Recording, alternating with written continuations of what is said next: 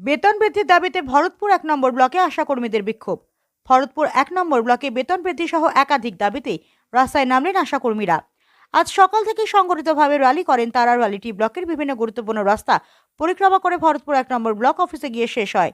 র্যালিতে অংশগ্রহণকারী আশাকর্মীরা জানান, দীর্ঘদিন ধরে স্বল্প পারিশ্রমিকে তারা স্বাস্থ্য পরিষেবার গুরুত্বপূর্ণ দায়িত্ব পালন করে চলেছেন, কিন্তু কাজের তুলনায় বেতন অত্যন্ত কম হওয়ায় সংসার চালানো কঠিন হয়ে পড়ছে। তাদের প্রধান দাবিগুলির মধ্যে রয়েছে বেতন বৃদ্ধি, সম্মানজনক ভাতা প্রদান এবং কর্মক্ষেত্র নিরাপত্তা, সামাজিক সুরক্ষা নিশ্চিত করা। র্যালি শেষে আশাকর্মীরা ব্লক প্রশাসনের উদ্দেশ্যে একটি লিখিত ডেপুটেশন জমা দেন। তারা স্পষ্টভাবে জানান, দ্রুত তাদের দাবি মানা না হলে আগামী দিনে আরো বৃহত্তর আন্দোলনের পথে হাঁটতে বাধ্য হবেন। অন্যদিকে ব্লক প্রশাসনের পক্ষ থেকে আশ্বাস দেওয়া হয়েছে যে আশাকর্মীদের দাবিগুলি ঊর্ধ্বতন কর্তৃপক্ষের কাছে পাঠানো হবে। আমরা মানুষের সেবা করি, কিন্তু নিজেরাই অবহেলিত, তাই আজ রাস্তায় নামতে বাধ্য হয়েছি। বেতন বৃদ্ধির দাবিতে আশাকর্মীদের এই আন্দোলন আগামী দিনে কোন পথে যায় সেদিকেই এখন নজর গোটা ভরতপুরবাসীর। আজকে আপনাদের কি দাবি নিয়ে ডেপুটেশন? আজকে আমরা বিডিও অফিসে এসেছিলাম বিডিও স্যারকে একটা ডেপুটেশন দেওয়ার উদ্দেশ্য নিয়ে। তো আমাদের কিছু দাবি দাবা ওনার কাছে রেখেছি।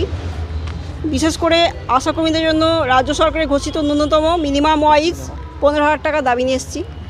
কর্মরত অবস্থায় যদি কোনো আশা মারা যায় তাদেরকে 5 লক্ষ টাকা দিতে হবে, এই দাবিটা রেখেছি। সমস্ত বকেয়া ইন্টেনসিভ 1 বছরে পেয়ে দেয়, এই সমস্ত যাতে অবিলম্বে তারা আমাদের দিয়ে দেয় তার জন্য দাবি রেখেছি। মোবাইল রিচার্জের জন্য যে প্রতি মাসে আমাদের ফুল রিচার্জ প্যাক দেওয়া দরকার সেটা দেওয়া হয়, সেটার জন্য বলা হয়েছে। আশাকর্মীদের জন্য সরকার ঘোষিত ছুটি, সেটার জন্য বলা হয়েছে। আরও আনুষঙ্গিক অনেক বিষয় নিয়ে আমরা ওনার কাছে দাবি রেখেছি। বিশেষ করে মোট দাবি আমরা 6টা রেখেছি। স্যার আমাদের সমস্ত বিষয়গুলো শুনলেন এবং গভীরভাবে উনি চিন্তা করলেন এবং বললেন যে উপর মহলে অবশ্যই আমরা জানাবো বিষয়টা, আপনাদের এই দাবি দাবাগুলো অবশ্যই আমরা জানাবো, এ অবধি বলেছেন, এটুকুই বলতে পারি। আগামী দিনে যদি আপনাদের এই দাবি পূরণ না হয় তাহলে আমাদের কর্মবিরতি চলছে। বর্তমানে আমরা কর্মবিরতিতে আছি। গত 23 ডিসেম্বর থেকে আমাদের বিরতি আরম্ভ হয়েছে, এখনও পর্যন্ত আমাদের বিরতি চলছে। আমাদের এই দাবি যদি সরকার অবিলম্বে মেনে না নেয় তাহলে আমাদের বিরতি কন্টিনিউ হবে এবং চলবে। আপনার নাম? আমার নাম আলিয়া বেগম। শুধু কি ভিডিওকে ডেপুটেশন দিলেন? না, এর আগে আমরা ইতিপূর্বে বিপিএসসিতে বিএস স্যারকেও দিয়েছি, তবে আজকে নয়, আগে দিয়েছি। তার আগেও আমরা 2-3 বার দিয়েছি, মানে এ নিয়ে 2-3 বার দেওয়া হয়ে গেছে অলরেডি এই অবধি। আপনার ডেজিগনেশন? আমি একজন আশাকর্মী, বর্তমানে একজন আশাকর্মীদের প্রতিনিধি হিসাবে কাজ করছি। ঠিক আছে। কর্মীরা তাদের বিভিন্ন দাবি নিয়ে এবং তাদের অসুবিধার বার্তা নিয়ে তারা বিডিও সাহেবকে লিখিত জানালেন, ডেপুটেশন দিলেন এবং রাস্তায় তারা বিক্ষোভ মিছিল করলেন। এই বিষয়ে আপনি একজন ব্লক স্বাস্থ্য আধিকারিক হিসেবে কি বলবেন? আশাকর্মীদের অনেক দিন থেকে কিছু দাবি দেওয়া ছিল, যেমন প্রথমে তাদের মাইনে যেটা আছে সেটা খুব নগণ্য তাদের কাছে, 5,000 টাকা, সেটা অবিলম্বে তারা বাড়ানোর জন্য রিকোয়েস্ট করেছেন। এছাড়া তাদের যে ইনসেন্টিভ, বকেয়া ইনসেন্টিভ কয়েক মাসের জন্য তাদের বাকি আছে, তারা পায়নি এখনও, সেটা যেন একবারে যাতে পেয়ে যায় এবং প্রত্যেক মাসে যখন সময় যেন পায়, সেটা তাদের অনুরোধ ছিল। এবং এছাড়া আরও কিছু, যেমন মৃত্যুকালীন অবস্থায়, কর্মরত অবস্থায় যদি তাদের মৃত্যু হয় তাদের 5 লক্ষ টাকা একবারে দিতে হবে। এই কিছু দাবি দেওয়া ছিল তাদের, সেগুলো পূরণ হয়নি বলে তারা এরকম আজকে রাস্তায় নেমেছেন।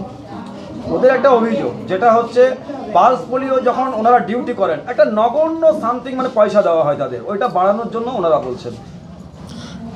এটা অ্যাকচুয়ালি তাদের পালস পোলিও যে টাকাটা পায় তারা, সেটা অ্যাকচুয়ালি 320 টাকা। এটা 15 বছর আগে ছিল, এখনও সেই টাকার মূল্য অনেক কমে গেছে, কিন্তু তাদের সেই 15 বছর আগে যে টাকাটা পেত এখনও সেই টাকাটাই পায়, সেই জন্য তারা এই দাবি করেছে। মোবাইল খরচ সরকার ঘোষণা করেছে যে মোবাইল অ্যাপের মধ্যে তাদের কাজ করতে হবে, কিন্তু ওনাদের অভিযোগ যে তারা মোবাইলে রিচার্জের যে খরচ সেটা নাকি পকেট থেকেই করতে হয়, সরকার থেকে পাচ্ছে না। হ্যাঁ, এই কথাটা একদম সত্যি।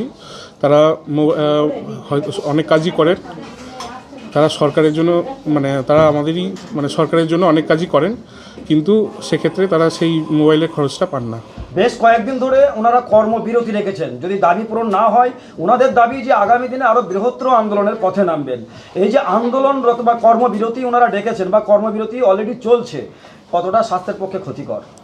এটা অবশ্যই পাবলিক সার্ভিস হ্যাম্পার করছে, যদিও আমাদের এএনএম দিদিরা এবং সিএইচও দিদিরা এবং আমরা অনেকটা অ্যাক্টিভ আছি, তাদের এই ঘাটতি পূরণ করার চেষ্টা করছি, কিন্তু আমি তাদের অনুরোধ করছি যেন তারা আবার কাজে যোগদান করে। ঠিক আছে দিদিরা।